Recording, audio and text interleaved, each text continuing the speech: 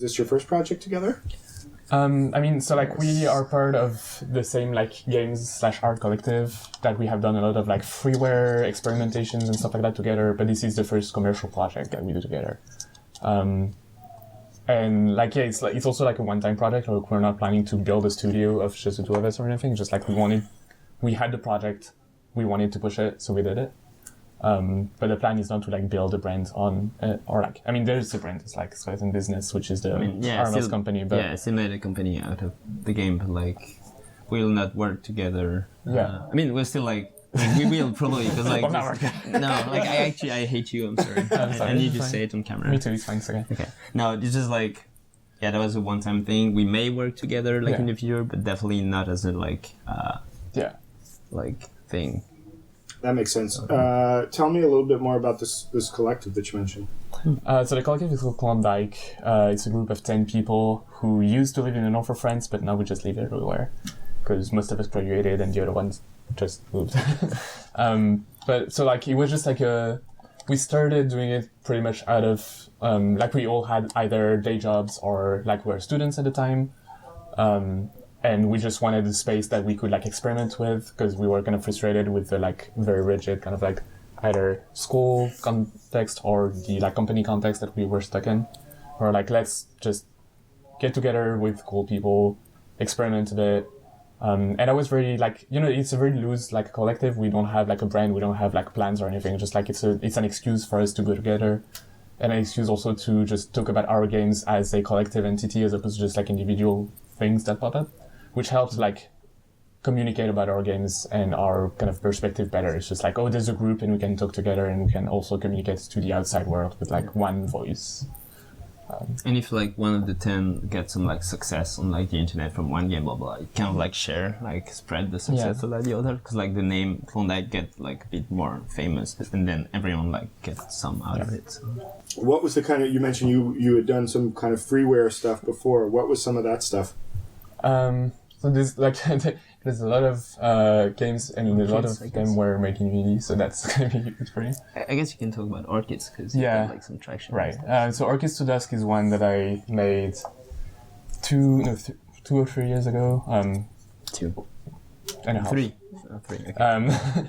With like I was it was kind of a residency deal with Co-op who did Nog, who's also a Unity game, but it's like they just like brought me to Montreal and let me like do that game, and it got kind of a pretty like good kind of response to it. It's like a freeware, it's pretty niche, but you know, it's like a lot of people played it still. It's just like it's a game where you're an astronaut on a planet and you die, and that's about all the game is about. It's about like coming to that realization of like, I'm gonna die, how do I deal with it? And there's like kind of a twist there, but so there's that one that got some visibility. Oasis that Armel and Delphine from the collective also did together. That was actually, I made this game to learn Unity. Yeah. That was like, 3 years ago too. It's also a game about dying. Yeah, we all our games about dying. But dying in Unity. With beautiful colors. Yeah, that was like a game about the story of my grandfather. He was like a plane fighter pilot during the Algeria independence war until like the 1960s. And he disappeared one day, and like no one never knew where he went or what happened. So I just made a game about like what could happen. Like he ended up some like super colorful place, and you like fly plane and stuff. And and then there's a few others. Titouan from the collective made New Cartographer, which is this very kind of stylish, like, you know, it's a circle with like this kind of like height map looking thing, and you just move around and it morphs and it's very beautiful and abstract and stuff like that. Delphine did Sacramento, which is like a 3D game, but like all the assets are like watercolor painting that like slightly move and stuff. I saw this. This was super beautiful. But kind of all like flat, like billboard. Billboard sprites, but very like kind of like dreamy and like transparency, just like you can see around. But yeah, and I guess like kind of the underlying kind of theme between all of these games is like we have a lot of focus on like aesthetics, but we don't have like a specific aesthetic that is like the Klondike aesthetic. It's just like we explore different things, and from one game to the other we have very kind of different things to try. Like, you know, it's a sprite-based game, like height map, kind of very digital game. There's the like cool just like 3D models with colorful kind of like gradients. It's just like we try also like none of us properly know how to program, I guess. Maybe Tom, but like. Even then, like, it wasn't like none of us has a proper like programming kind of like background Training, in terms of like studying programming and classes or something like that. So we just like experiment with what we like. We tinker more than we actually like people like will craft. probably like get like heart attack if they look at like the Oh my inside God. for. I mean, so like you had to look at my code, which is even worse. yeah, fair enough. Like with this range of projects that you described, right? These are all things that like not traditional video games, right? Yeah, like, for sure. It's not.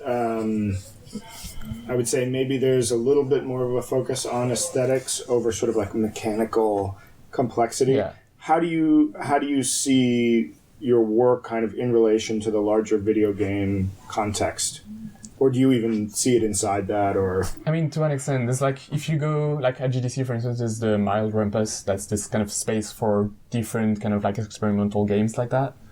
And I feel like there's a lot of like a cultural movement that just like is getting bigger and bigger for these kinds of like experiments that are maybe adjacent to mainline like games industry stuff. And it's more like we have the tools that we can experiment with to do art, and maybe it's games, maybe not. Like people argue about that. It doesn't really matter.